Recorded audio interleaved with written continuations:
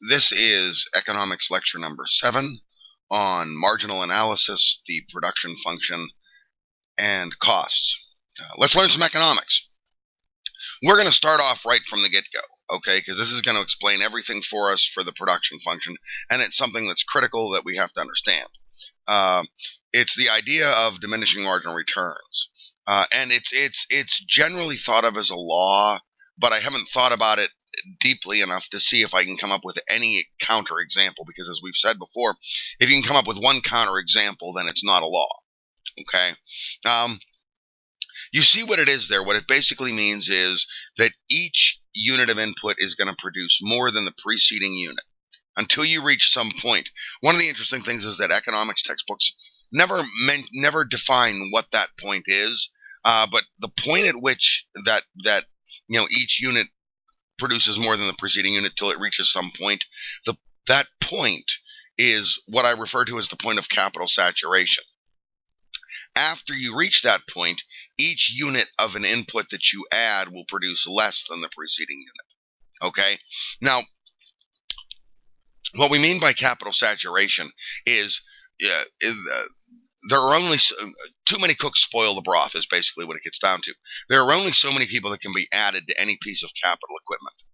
All right, well, I'll give you an example from our running example of the restaurant. Let's suppose that in our kitchen we have, what do we have? We have a broiler, we have a 6-top stove, we have an oven, we have a 2-bin fryer, we have a counter for the preparation of the food.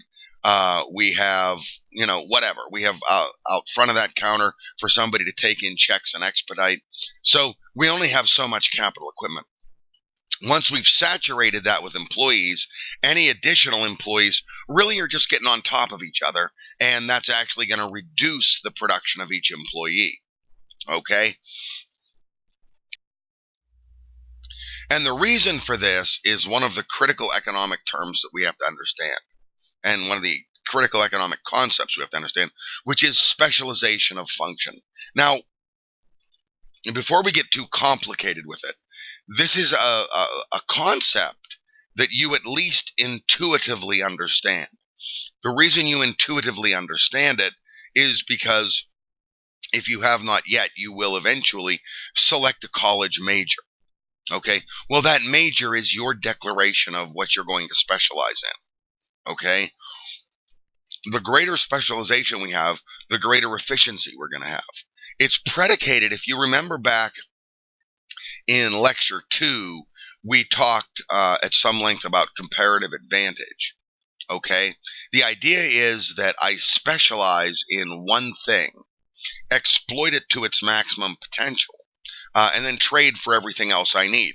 It's an explanation for why I don't do my own auto repairs, or why until recently I don't do my own plumbing work. I actually put in a laundry tub when the basement waterproofers came in. I had them get rid of that old one. I had one of these old concrete ones, the kind from the 1940s. I had that destroyed, got a new one, and had to connect the plumbing myself. Ordinarily, I don't do that. Okay? I specialize in teaching. I exploit that to its maximum potential. I then trade for everything else. Okay? Now let's get back to our restaurant example.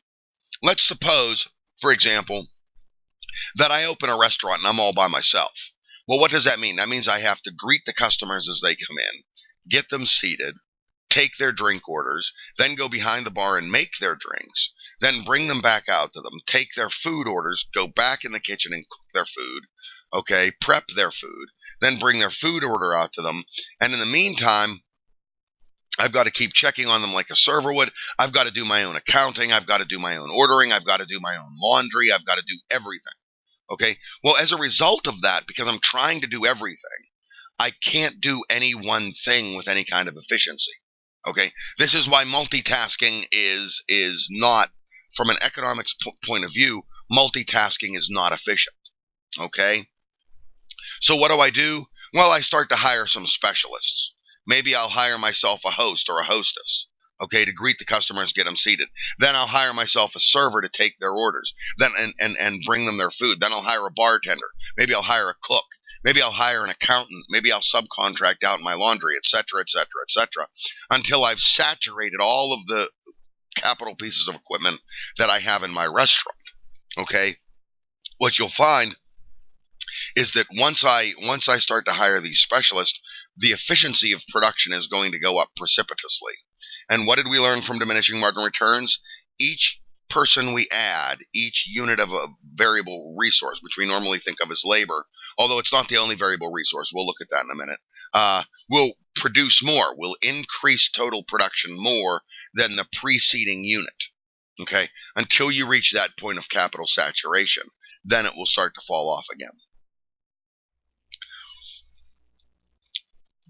The other thing that we want to really pay attention to and really have to kind of understand is marginal. Marginal is everything in economics. That's why one of the titles of this lecture is marginal analysis. Marginal is very simple to understand, and we're going to see it applied in a great many different things. Okay, so we want to come to an understanding of it. And so we'll simplify it to its simplest point. Marginal means the change in the total that results from a 1 unit change in some input. I'll give you an example. Let's see. I'll give you an example from football. Let's say I'm a running back, okay?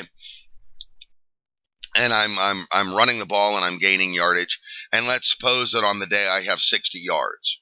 Well, the next time I run the football, I gain 3 yards. That changes my total to 63 as a result of 1 run. Okay? Well, that 1 run, that's my marginal yardage. Okay? That's the marginal amount that I'm increasing. And we're going to look at the relationship of marginal and total, and we're going to look at the relationship of marginal and average and see how they work together. The total then is going to be your sum of, when it says down here at the bottom, the total will be then the sum of your marginals. All right? Now let's take a look at how that works. We're back to our restaurant example. We have the production function for hourly production. And so we want to remember that. Always pay attention to that. I'll always give you that in problems and things like that. Whether it's hourly, weekly, monthly, yearly, okay? I'll set up the parameters nicely for you. So this is going to be hourly. And for the remainder of this analysis, everything we look at is going to be, within this example anyways, is going to be hourly. Now let's look at the relationship. First worker comes in, produces 2 units. What the law of diminishing marginal returns, or what diminishing marginal returns tells us, is that each new unit of an input that I bring in is going to produce more than the preceding unit. So the first one produces 2. Excuse me. Second one produces 3. Next one produces 5. Next one produces 8. Next one produces 10, then 12, down to 15, and then you'll see that the next one is down to a production of 10 again. This then you can look, if you look at this, you can eyeball right away and find the point of capital saturation. We hit capital saturation at our 7th worker. Okay, meaning that's as much capital as we have. From that point forward, marginal returns is going to diminish. This is diminishing marginal returns. Okay, marginal returns is going to diminish. All right, it's very similar to what we looked at in our marginal analysis of utility, if you'll recall. Except marginal utility says that each unit of a good consumed yields less benefit than the preceding unit. Okay, so what marginal utility wipes out that diminishing marginal returns has is this. And that's why diminishing marginal utility, just to get into it a little bit, we don't want to get confusing here, but just to get into it a little bit, okay? This is why I just don't like the whole concept of utility or any of its analysis, including diminishing marginal utility. And the reason for that, go way back to lecture 1. We had that circular flow diagram, and I said to you that, okay, you have basically 2 forces. You have the consumer and you have the producer. Well, the producer consumes inputs, consumes things like laborers. Okay? Well, what utility what diminishing marginal utility says is, oh, well, as they consume those, each unit should give them less benefit than the preceding unit. Well, that's not what's happening here. I mean, really, what's happening here? Our producer, our restaurateur, our entrepreneur, our owner is buying laborers, consuming them. Each one produces more than the preceding unit till you reach the point of capital saturation. You see what I'm getting at? That's why I don't like diminishing marginal utility, because it fails to account for the consumption of inputs in the production process, and it destroys the simplicity of economics. All right. Now we look over here and we see the relationship of marginal and total. Okay. Here we have our marginal. Here we have our total, and you can see the relationship between the two. It's exactly as I said. The total is the sum. Okay. The change in the total equals the marginal. So the change in the total from that first worker is 2. Next worker comes in, produces 3, so we have a total of 5. Next worker comes in, produces 5, so we have a total of 10, etc., all the way down until we have 72. Now you see what that does. Here we have marginal production. Okay, each unit, first unit, second unit, third unit, producing more than the preceding unit. That's why it slopes upwards till we hit this point, the 7th worker. Then it starts to go down. This is another way. Graphically, you can see the point of capital saturation right here. It's also the point at which the slope of this curve, the total quantity curve, is going to start to flatten out. And you see what happens here. It gets progressively steeper until we hit that point of capital saturation, and then it begins to flatten out.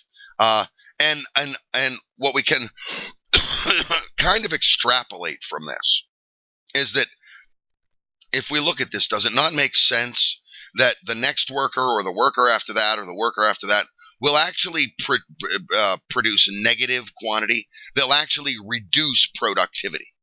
Okay, we can kind of understand this from our restaurant example in a real simple way. Okay, we keep hiring people, we keep hiring cooks in our kitchen. We maximize marginal production with the 7th cook. We keep hiring more. We eventually hire so many that these guys don't have anything to do. So what do? Well, they sit there and they talk to the other cooks. They distract them.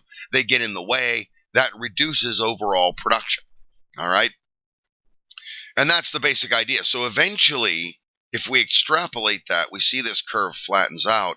Eventually, it could turn down the other way. If it turns down in the other direction, if it takes on a negative slope, it means you have a negative marginal production. Okay. Now, as I said, we're going to look at the relationship of marginal and average. And we want to pay attention to this a little bit. Average,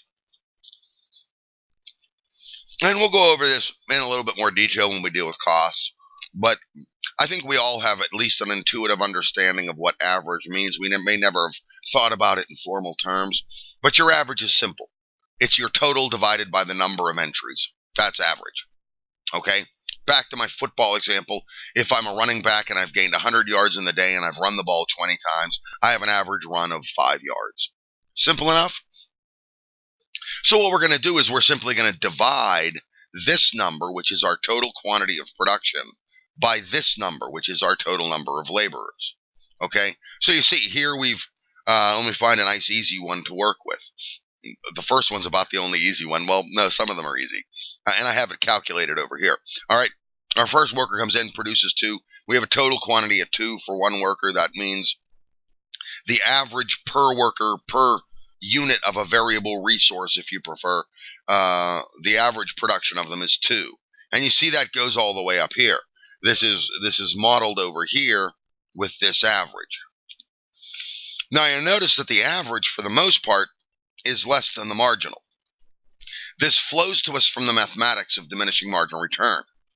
Each unit of a variable input is going to produce more than the preceding unit. So that's going to actually raise the average each time, but average will lag behind, and we see that, right? The next worker comes in, produces 3 units. That means we have a total production of 5. That means per worker the average is 2.5. Okay, so it's a little bit lower. Then we have the next worker producing 5 for a grand total of 10, the average being 3.33. And so you see it lags behind. Again, you can graphically see instantaneously the point of capital saturation, can't you? By looking at the marginal right up here. That's our 7th worker. After that, marginal begins to drop, and see what happens to average. Once marginal begins to drop, the average flattens out and begins to reverse itself. Okay? And we see that over here. Here's our point of capital saturation where we're maximizing our marginal output. The next worker produces less. Okay? And so then average starts to flatten out and then reverse itself. And you see that eventually the average is going to be greater than the marginal.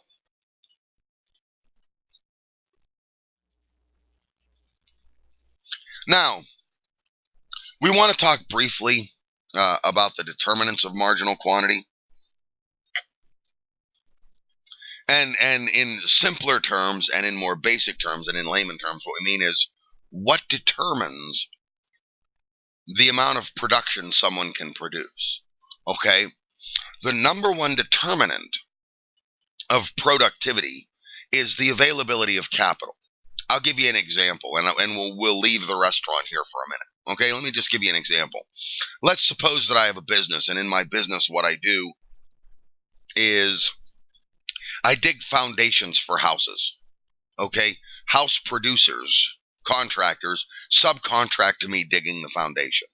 And I start out with nothing, with my bare hands, no capital at all. Well, to dig a 30 by 30 foundation that's 7 feet deep, literally by hand, takes me several days. Okay? So I invest in a piece of capital equipment. I buy a machine.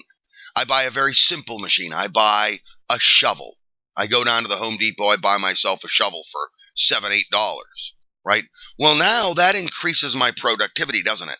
Now, instead of it taking me several days, it takes me 1 day. Okay? So what I do is I go out and I invest in more capital equipment. Okay? I buy myself one of them little Bobcat backhoe things. Well, now I can do 2 foundations in a day. Okay? So the availability of capital is going to increase my productivity. What we're going to see when we get to the full production functions is that's also going to determine how many laborers I'm going to hire. All right, now the other thing that weighs heavily in determining productivity per worker is going to be incentives. I used to explain, I worked when I was just getting out of college. Among my many jobs, I worked as a janitor. I cleaned the college's kitchens. In the cafeterias, I cleaned their kitchens all night. And I was paid minimum wage. And I tried to explain to my boss, minimum wage yields minimum effort. If you want me to produce more efficiently and do a better job, pay me more money. Okay? A fairly simple principle. One doesn't need to be steeped in economic theory to understand this. And so what this comes up with is what's called an incentive wage. Okay? And there are all kinds of incentives. Pay them more money. One of the nice things is to pay one of the ways to do it is to pay them piecemeal. If I pay a worker piecemeal for productivity, okay, that gives them an incentive to produce more. The problem in doing that, we talk about this in managerial economics, the problem in offering that as an incentive is that it gives them an incentive to produce more, but it doesn't give them an incentive to produce higher quality. Okay? In fact, it reduces their incentive to produce quality. They'll skimp on quality to produce more. Okay? And so that's an incentive.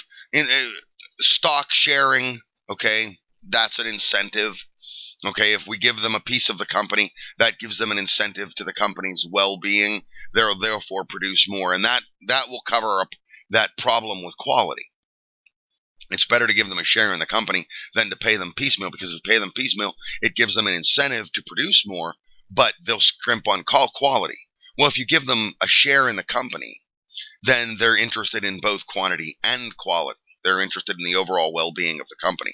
But at any rate, that's incentives. Okay? Those are going to be the 2 largest determinants of productivity per worker. There are other things, okay? There are things like and I don't really mention them. There are things like psychological factors. For some people, It's based on their work ethic. Some people produce very efficiently and very industriously just because psychologically that's their work ethic. Okay, other people are kind of slackers. They don't produce as much. This is because of their work ethic. Okay, all right. Now let's take a look now at this first determinant a little more closely, and we'll introduce something that actually the book doesn't really talk about, but it's the primary determinant of productivity per worker. Okay, it's what we call the capital to labor ratio, and it will weigh heavily in the ultimate decision in the production, in ultimately the decision in short run production. Okay, the capital to labor ratio, simply put, means the amount of capital that each worker has available to them. Okay, the more capital, in terms of both quantity and quality, that a worker has, the more productive that worker will be. This becomes a significant discussion in development economics. Okay, if a country or even an individual business, even an individual firm, is developing, they want to keep a close eye on the capital to labor ratio. All right, so let's just take a look at an example here. Let's suppose that we have, keep the number simple here. Let's suppose we have $10,000 in capital and 100 workers. Okay, that means that you have $100 of capital per worker. Simple enough. The more capital that you increase that, if you increase that numerator, okay, if you increase this, it's going to increase this. So if we invest money, investment by definition is the purchase of capital goods, okay, the purchase of goods that produce something else. Okay, so if we increase our capital to say 15,000, then our capital per worker is going to go to 150, and we would then anticipate greater productivity per worker. All right.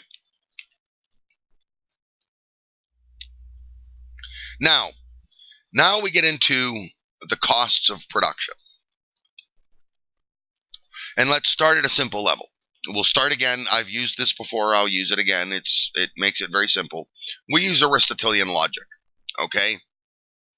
You have two, and only two, general categories of costs. You have costs that will fluctuate with the amount you produce, and you have costs that do not fluctuate with the amount you produce. Simple enough.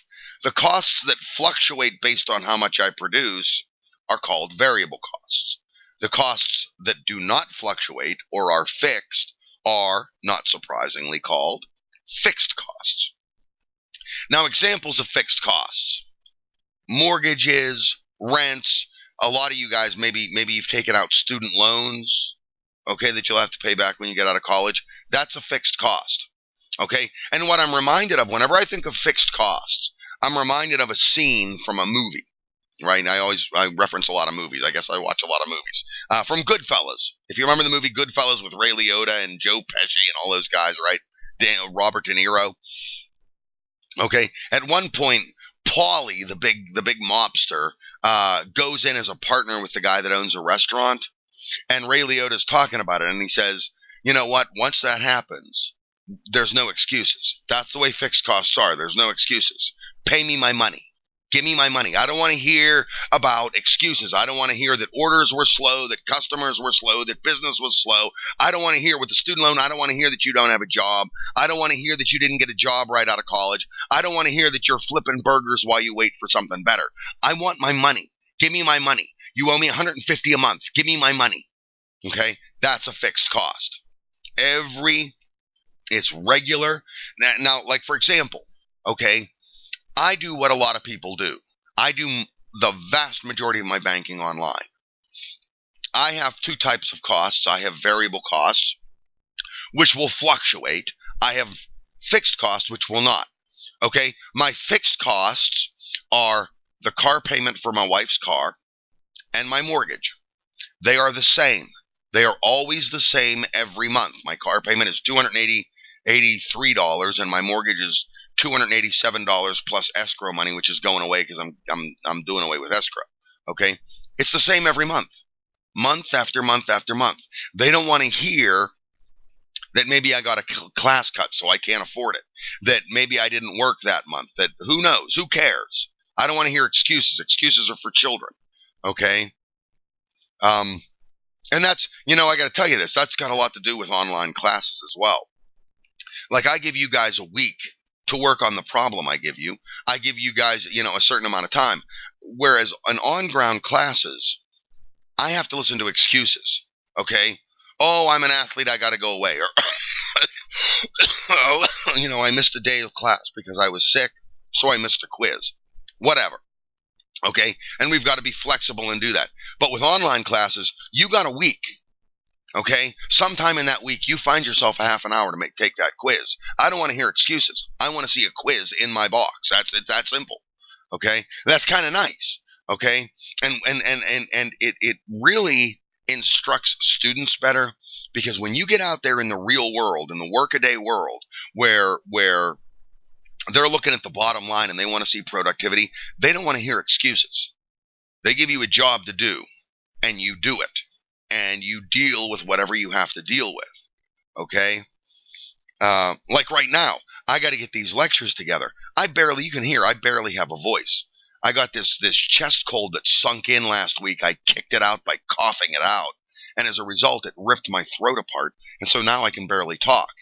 I don't want to hear excuses. It's got to be done. These guys need something for next week, to go with, so it's got to be done. I don't want to hear excuses. All right. Now, I also have variable costs at my house. What are my variable costs? My gas bill, my electric bill. Okay, those are variable costs. My water bill. They fluctuate based on usage. Okay? Now, in productivity and production, like we're talking about, when we deal with variable costs, the biggest variable cost is going to be your laborers. Okay? But you have other variable costs. Look at a restaurant. Okay? The cook is not the only thing that's responsible for producing the meal. You also have ingredients, don't you? Like for our famous fish sandwich example that we've been using throughout the semester. Okay? No codfish, no sandwich. Okay? I don't care how many laborers you have, no cod, no sandwich. All right. And actually, I'll just share with you, just kind of as a little aside, one of the defining characteristics in the commercial setting between a good cook and a not good cook is that a good cook can adjust the circumstances. My friend Margot, who I cooked with at the Part 2 restaurant, she taught me something that was really good, and I used it. I had this, it was late at night, right? It was really funny. I had this order come in for a turkey club, okay? And I went into the cooler. There was no turkey. The prep cook had shorted me on turkey. We were completely out. Nowhere in the kitchen did we have turkey. Okay? But being the clever cook that I was, I went and I got myself out a chicken breast, broiled up the chicken breast, threw it in the freezer to cool it down really quickly, then shaved it off like you would have shaved turkey. Boom, there's your turkey club. Right? So yeah, you gotta be clear. The guys knew nothing. They thought it was the best turkey club they'd ever had. Margot did the same thing in reverse. She was out of chicken one time, so she took out a piece of chicken and carved it into the shape of a turkey, or carved out some turkey into the shape of a chicken breast, and then cooked it. They loved it. They thought it was a great chicken breast. All right, you never know. Okay, a little aside. Okay, so that's variable costs. They'll change. Okay, look at the example here. Property taxes. They're the same every year. Income taxes will change with your income level. Okay? Or what I just found out, they'll change with your capital gains from investments. Now, as it works out this year, I'm kind of still grinning over it. I found out from my accountant 2 days ago that I don't have to pay any income tax this year to the federal government, which is very nice. And the reason I asked him why, because it was really strange that I would have to pay absolutely nothing. I never have them pay me. I never have them owe money. One time about 4 years ago, my accountant dropped the ball, and they ended up owing me money.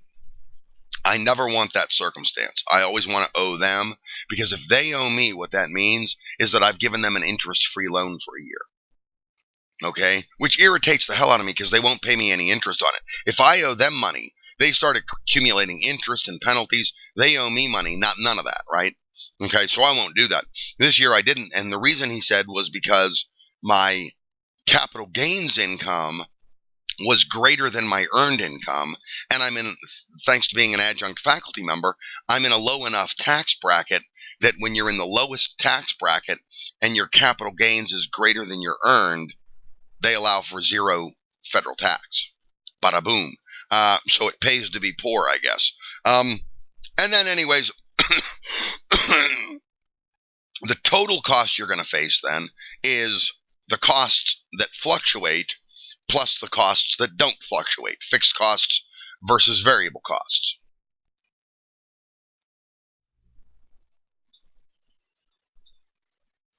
There is a distinction made in economics between the short run and the long run.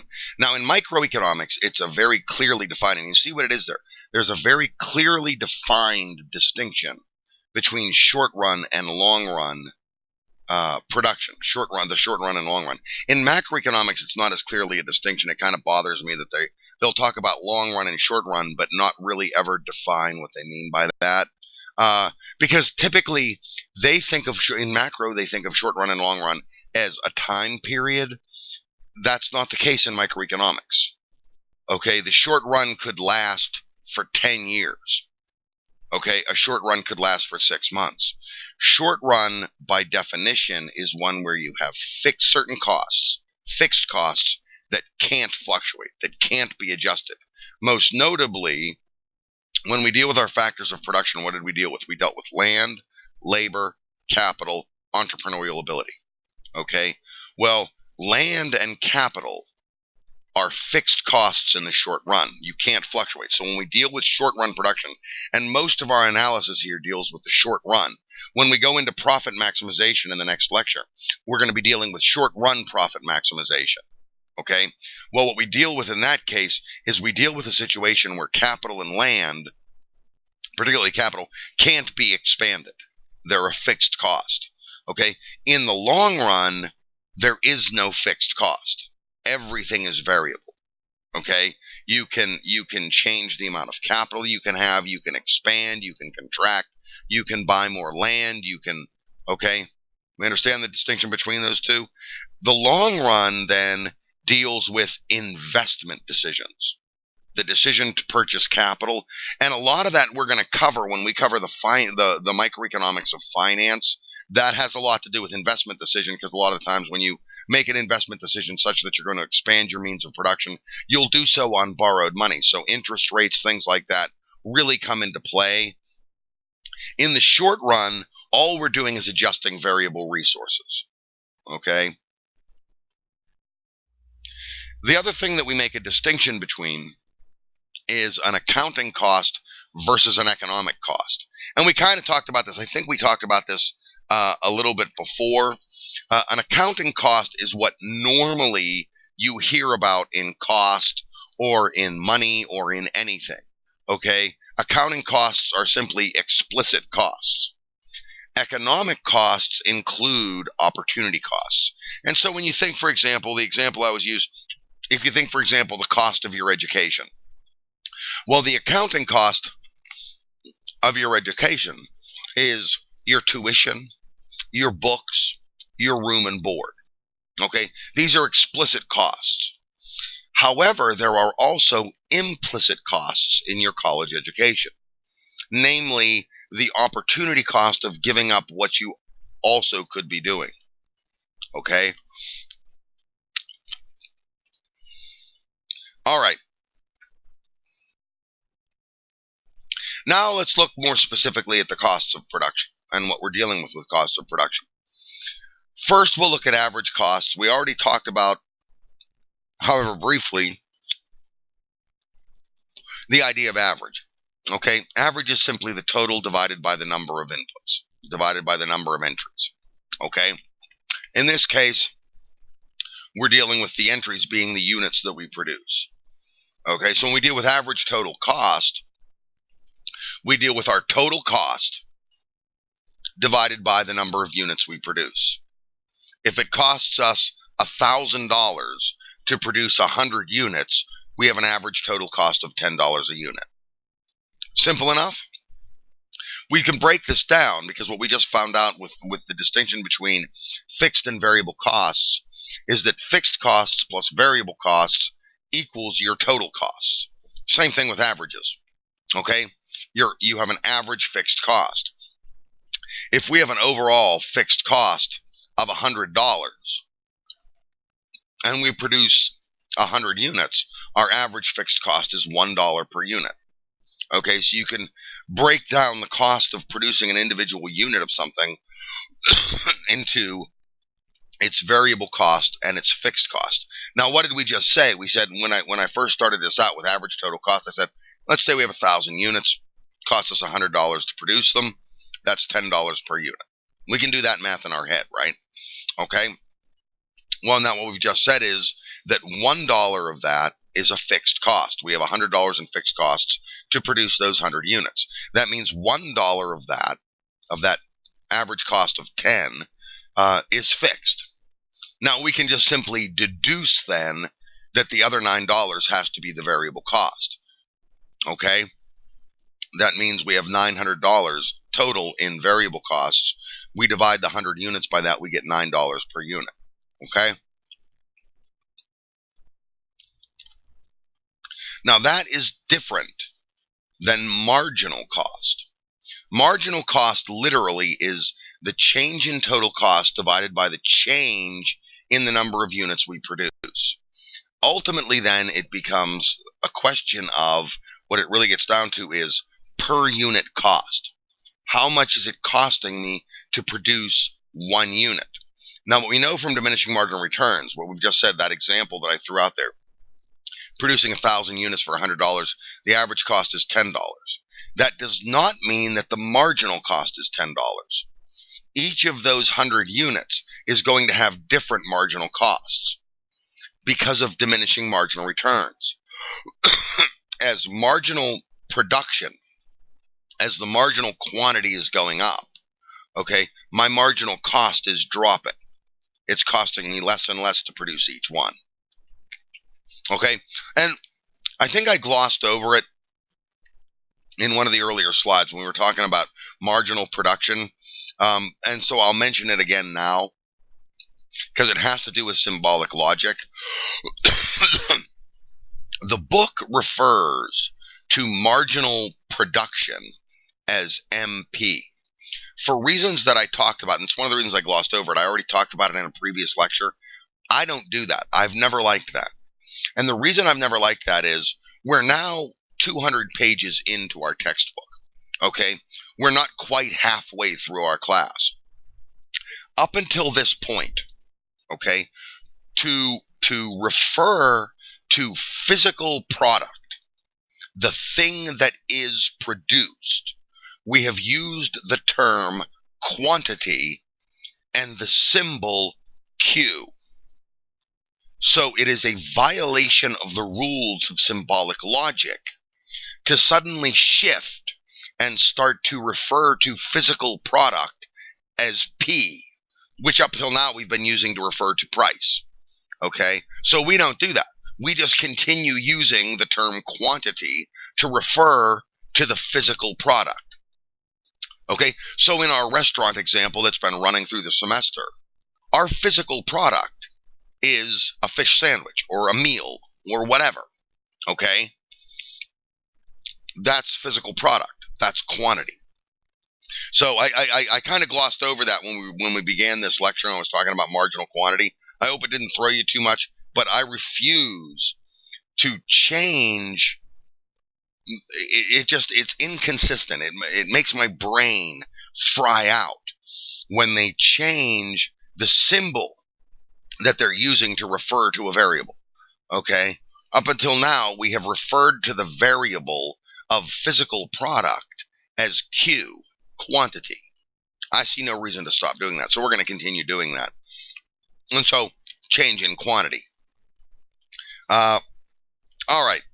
Since fixed cost doesn't change in the short run, for the short run production function, the change in the total cost is the same as the change in the variable cost. Okay? This is of critical importance. Marginal cost, with the exception, and we'll see this when I put up there a cost table, we'll see this more specifically and more clearly, that marginal cost only accounts for fixed cost with the production of the first unit. That's why the first unit is so expensive. Okay? After that, the marginal cost is very different. Okay? And we'll see what we mean by that in just a second. Now, this is straight out of the book, Figure 9.5 on page 207. It's very famous, and we want to really take a look at this and get a grip on what's happening with costs. You'll note that here's quantity, here's costs. As we begin to produce, all of our costs are at the highest level. This is because of diminishing returns, which is itself as a result of specialization of function. As we continue to produce, all of the cost curves will go down. Now note this. This right here, this is our average total cost. It is the summation of our average fixed cost and our average variable cost. You see our average fixed cost down here at the 10th unit is very small. Our average variable cost is much higher. You add this to this, and you get the average total cost curve. Okay? We then see marginal cost here. Okay? And we want to take a very close look at marginal cost and its relationship to the others. All right? Note particularly where marginal cost is going to intersect the average variable cost. Marginal cost intersects the average variable cost at its lowest point. Okay? Because of this, it will also, at just about the lowest point, intersect average total cost. All right? Then you see marginal cost continues to rise. Average variable cost rises. Average total cost, now this should make sense to you just from what we've just said. Average total cost will always be greater than average variable cost. Why? Because you have a fixed cost. The only time that average total cost would not be greater than average variable cost is if your average fixed cost is 0. Okay, if your fixed cost is 0. Then, in which case, your average variable cost and your average total cost would be the same curve. Okay. Now, here's this cost table. We want to go over this in some detail just for a minute. Okay? Now, let's take a look at this. Notice first that our fixed cost is, not surprisingly, given its name, fixed. It's $12. How we figure that, how I calculated that, I actually thought this whole example through. And it's really based on the books at some of the restaurants I looked at, and like I would occasionally, the boss would, because he knew that I was studying economics and involved in economics, they'd give me the books to look at to see if I could see anything. This refers to your capital, property taxes, mortgages, everything like that, and it's essentially the amortized loan financing. What I actually calculated this on, if you want to know, I said, okay, all in all, this restaurant has $600,000 in fixed assets. That's the value of the building, the value of all equipment in the restaurant, plus their property tax for the year. 600 grand. They borrow the 600 grand to start out. They then finance that with an interest rate, with payment of the interest rate and the principal, etc., etc., etc. And then we break that down to an hourly basis, which means that whether or not you're operating the business, you're paying $12 an hour in fixed costs. This is your loan financing charge. Doesn't matter whether or not. This is going to become critically important to us when we get to profit maximization. Okay? And I'll hold off till then to explain it because it'll become clear. Now, here's our variable cost. How we look at this. Okay? First cook comes in, produces 2 units for a total production of 2. Our variable cost is $21. Why? We see down here, the variable cost is based on $6 of inputs per meal. So the ingredients that go into a meal, they're $6. Okay? He produces 2 meals. That means you have, in terms of the ingredients of the meal, $12, right? 2 meals, $6 worth of ingredients per meal, $12. Add on top of that his wage for the hour. That's $9.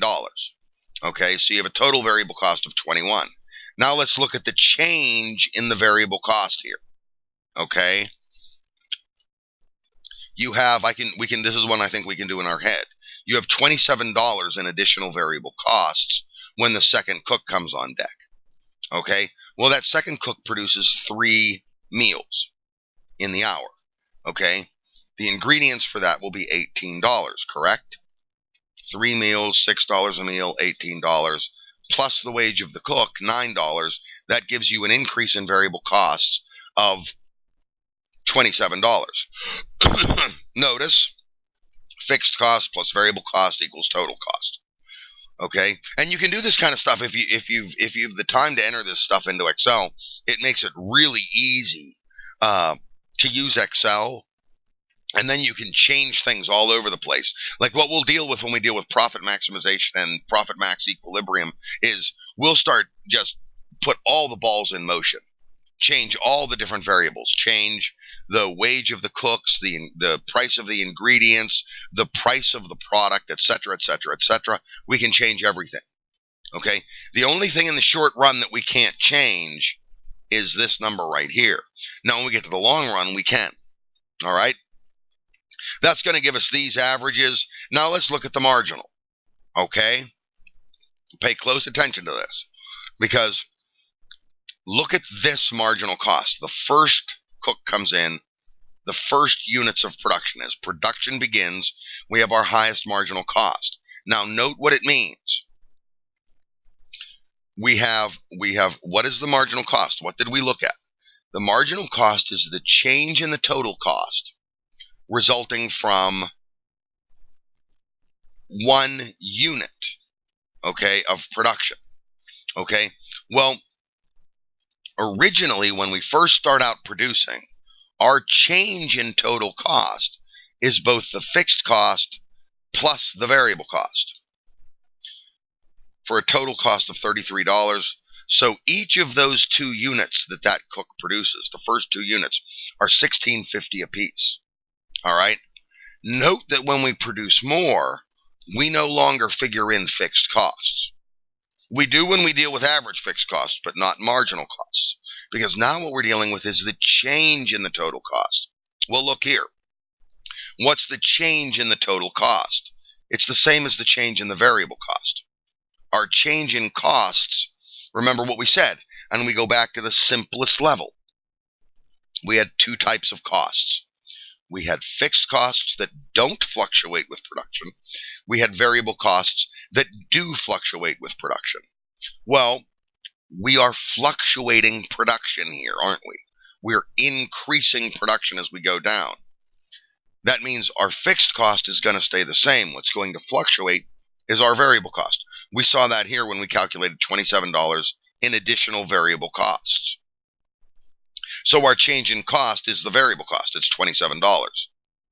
Divide that by the 3 units they produce, and you have $9 per unit. That continues. Now, a number of different ways. First of all, just from what we've talked about already, you should be able to look at this table, and in a few different ways, 2 specifically, 2 very important ones, you should be able to see where the point of capital saturation is. 1, look where marginal quantity peaks. Okay? We did this before. It peaks at 15 units. The other, let's look at marginal cost. Where does marginal cost bottom out? Where's its low point? Just glance down the list. Where is its low point? $6.60. Not surprisingly, look. It's the same level. Marginal cost and marginal quantity are mirror images of each other. Okay? We're going to be dealing with these a lot. We'll deal with them even more when we get to profit max.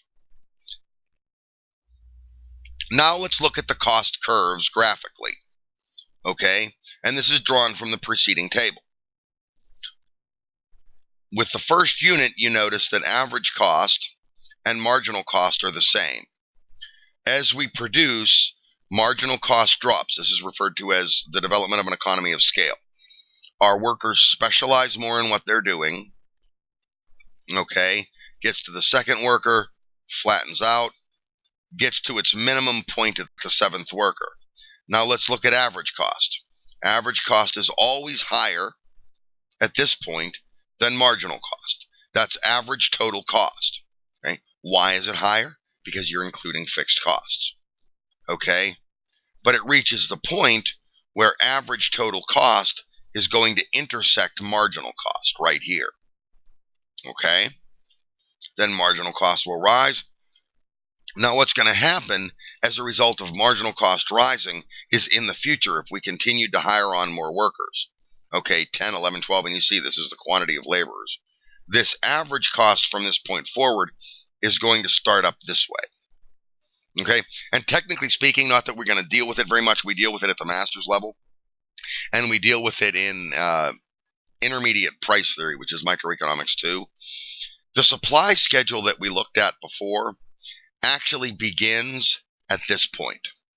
That's where the supply schedule begins. Okay, where marginal cost intersects average cost. Then the supply schedule itself is average cost going up. But we won't deal with that right now. All right.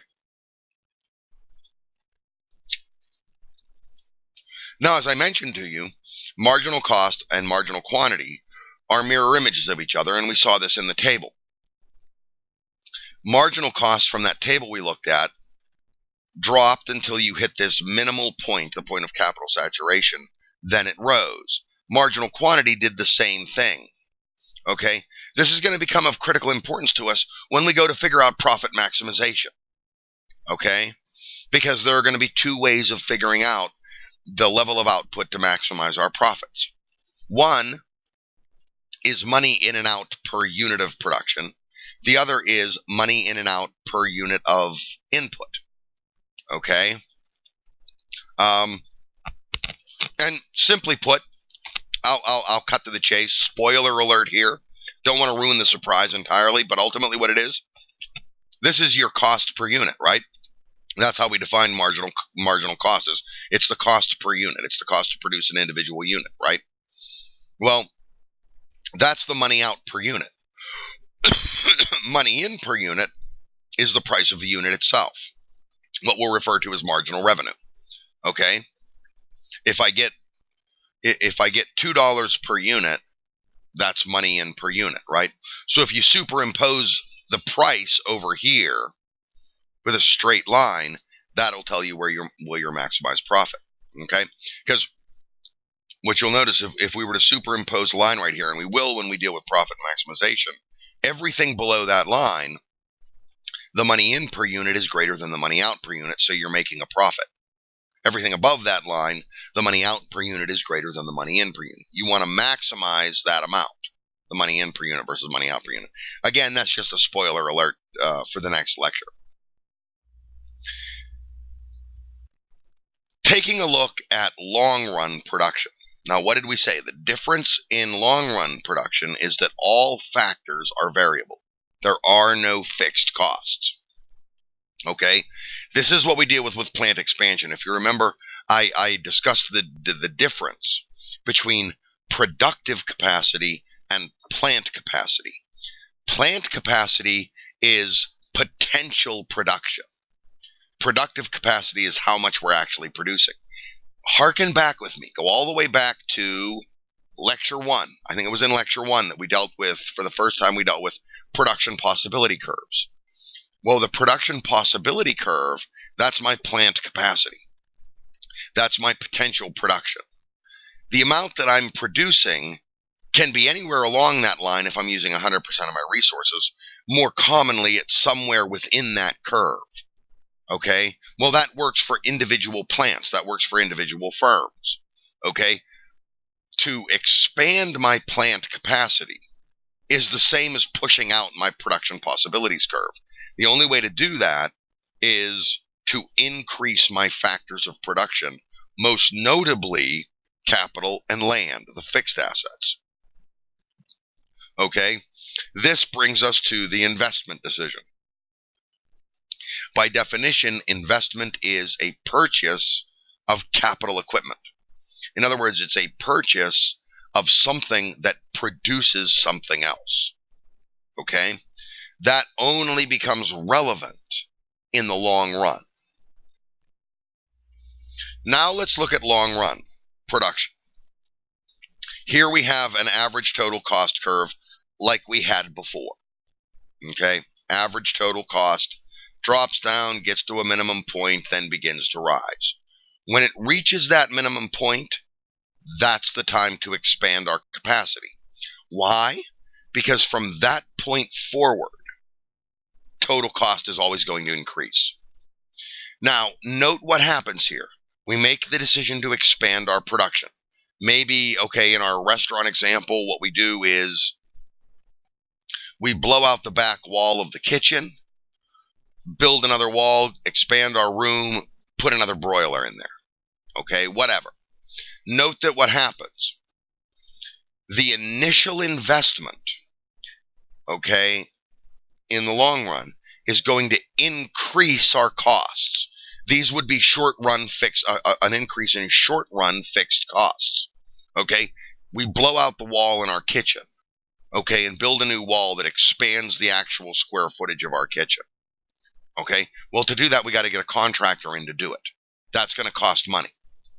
We then buy a new broiler and put it in there. Now, in the long run, that's going to expand our productive capacity. That's going to allow us to hire more cooks. That's going to allow us to restart the economy of scale and the reduction in marginal cost and the increase in marginal production. It'll start the short run all over. It reboots it. But initially, it pushes our costs up. And this is a common mistake that a lot of entrepreneurs will make. Okay, they reach this point, and instead of expanding their means of production, okay, they don't want to eat that upfront cost. So they'll just continue to try to produce as much as possible. And what will happen at that point is their average total costs will just continually increase or will flatten out.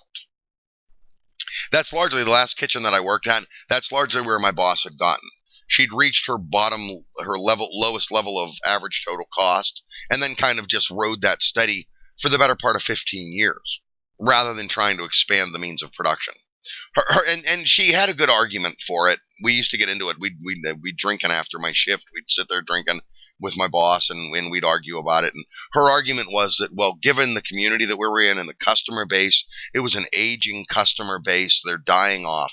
The customer base isn't really increasing that much, so it makes no sense to try to expand your means of production and increase output. A legitimate argument, okay? But if we're not in that situation, if we actually can rely on an increasing consumer pool, as it were, then it makes sense. And you see what we do. Each time the average total cost drops to its minimum point, we increase our productive capacity or plant capacity. Okay, we invest.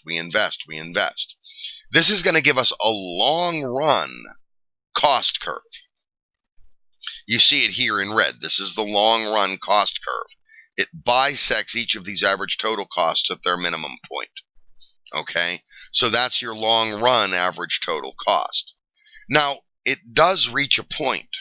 Okay, and the book talks about it a little bit too. It does reach a point where you just simply can't expand anymore. That was in the arguments that I had with my boss, what I was just talking about, okay? She felt as though she'd reached that point, that she'd reached the point where she couldn't expand anymore. She did. Originally, she'd owned the bar for about 27 years. And in those first 12 years, she did, in fact, expand capacity. Okay? But she reckoned that after her initial expansions, she'd kind of reached this point right here, where any further expansion just simply wasn't going to work. Okay? There are some other mistakes that are made in this long run. This is normally where the mistakes are made, is in the long run. When and where and how and why to expand to the long run. And we deal with it in managerial economics. Another problem with it is that a lot of people will try to expand when they're still up here in their average total cost.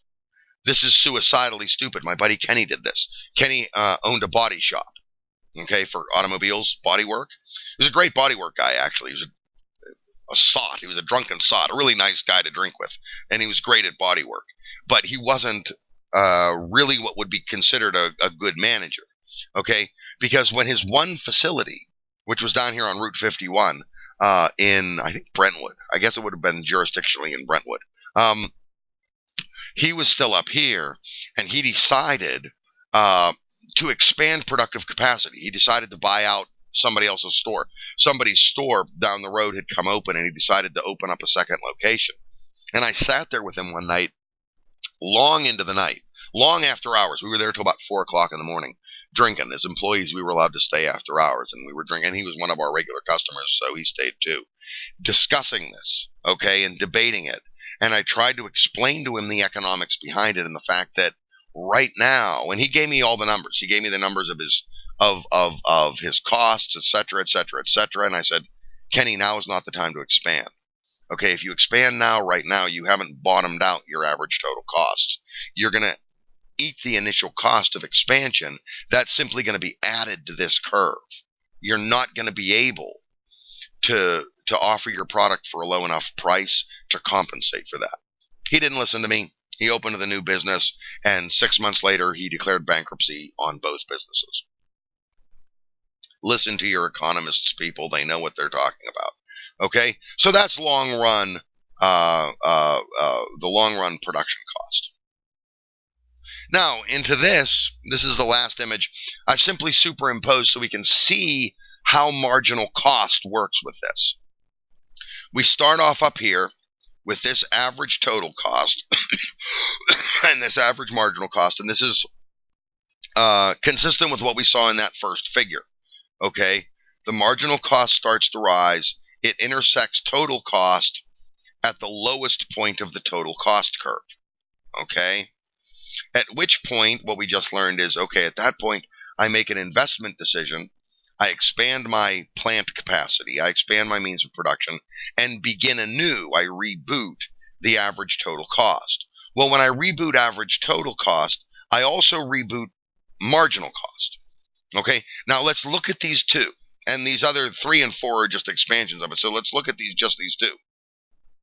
We start off up here. We begin specialization, which reduces our marginal cost. We've been talking about that a lot in this lecture.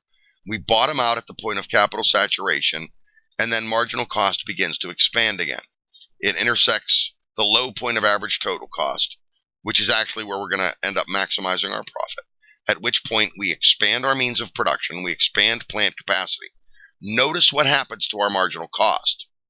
Our marginal cost for the initiation of the expanded production is actually going to go up past our minimum point again. We shouldn't let that throw us. We knew that was going to happen. That's because this is reflecting, these first few units, it's reflecting the increased cost, okay, principally of those fixed assets, which now in the long run are not fixed. Okay, they become fixed again once we get on this curve. We begin again this specialization of function. We bottom out. We come up. We reach this point where marginal cost and average total cost are the same. We expand our means of production again, etc., etc., etc.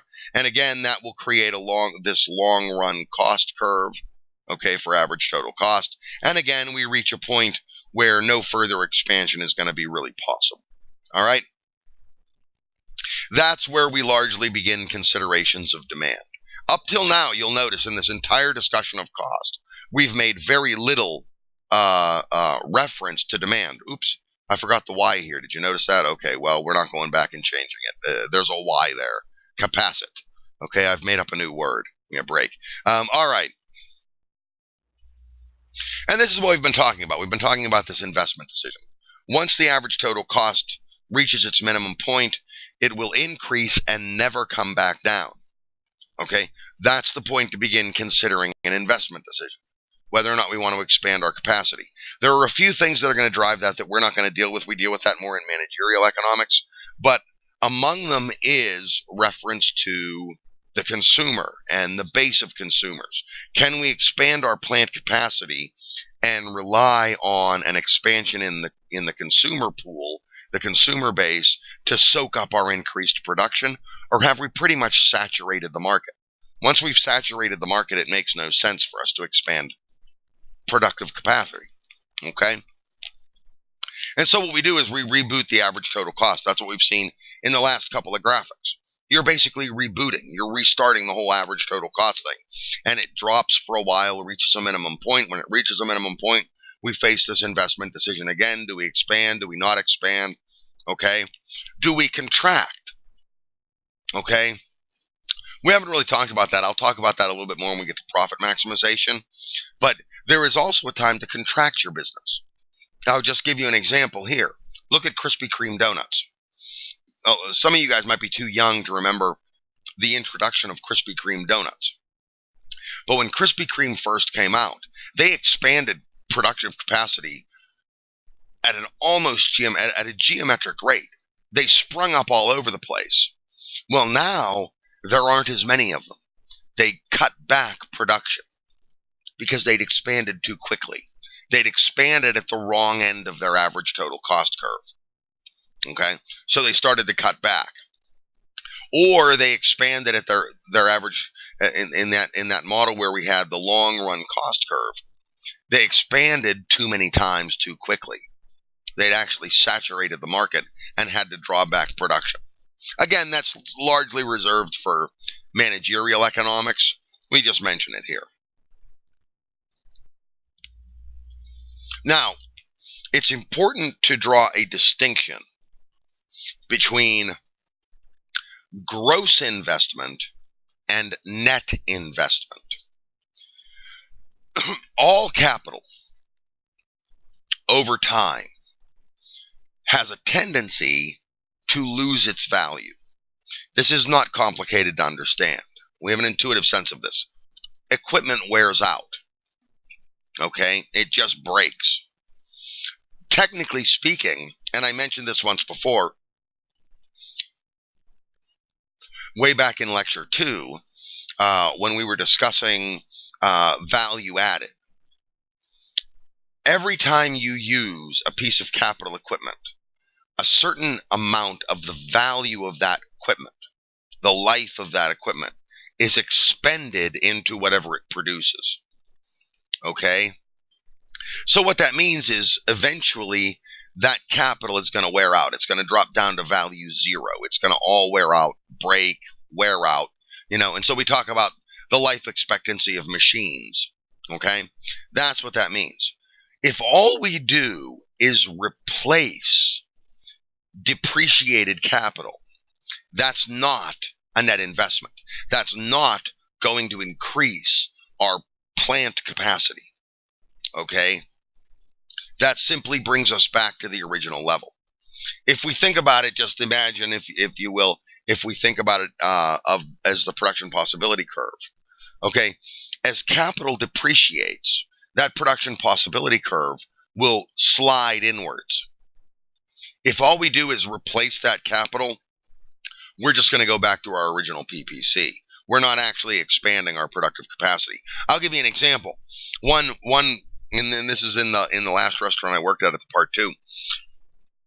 One evening, I was all by myself in the kitchen, cooking. The other cook was out. He was out on the floor, actually. He was talking to some customers, getting himself something to drink, talking to the servers, whatever. It was kind of a slow night. I was working on like 3 orders at the time, which wasn't much for the part 2, so it was easy to handle. So he was out of the kitchen, and I sit there and I'm working with the fryer, and I look, and there is this very pretty stream of blue flame, like from natural gas, coming out of the back of the fryer. Now, I'm not a technical expert. I looked at that and I said, I'm not entirely sure, but there seems to be every indication that that machine is not functioning properly. That is not a normal circumstance. And while I was beginning to try to deduce what was wrong with the fryer, Pat came in. He's the other cook. Pat came in, and he freaked out. He goes, "Oh my God, what's happening? What's happening?" And I was like, "I'm investigating that myself. I'm trying to go through that." I didn't panic. Okay, he panicked a little bit. I didn't panic because it was a very controlled burn.